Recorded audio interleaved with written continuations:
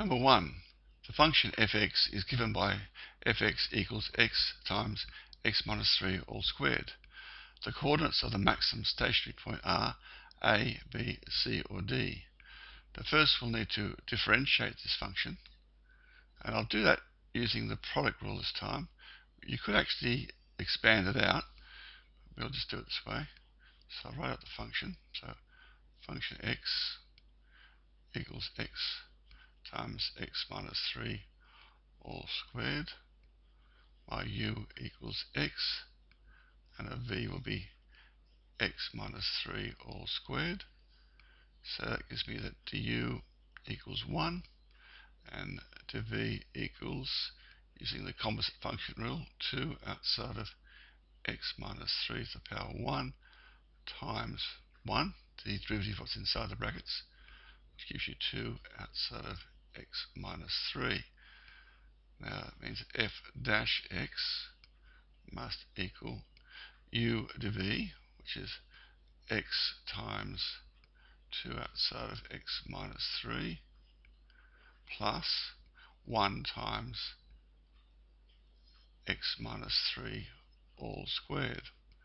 Now taking out x minus 3 as a common factor, we get x minus 3 outside of, that becomes 2x, and that will be plus x minus 3. And that becomes x minus 3 times, this becomes 3x minus 3, which of course is 3 outside of x minus 3 times x minus 1. Now we could differentiate that again to determine the maximum. So I'll need to probably expand that out first. So it'll be 3 outside of x squared minus 3x, and minus 1x is minus 4x, and that is going to be plus 3. So the second derivative, there's no need to expand that out.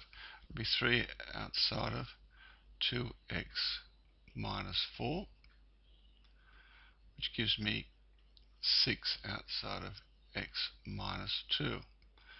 Now we'll let f dash x equal 0 to find the maximum.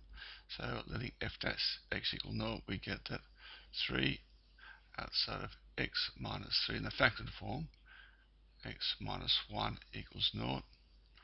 Therefore, x must be equal to 3, or x must be equal to 1. Now we want a maximum stationary point, so we need this to be negative. So obviously I'll select x equals 1. So if an x equals 1, see that f double dash of 1 is equal to, that'll be minus 6. Therefore we have a maximum of 1. Substituting that back in the original function, f1 will be equal to 1 outside of 1 minus 3 all squared, and that will give me 4.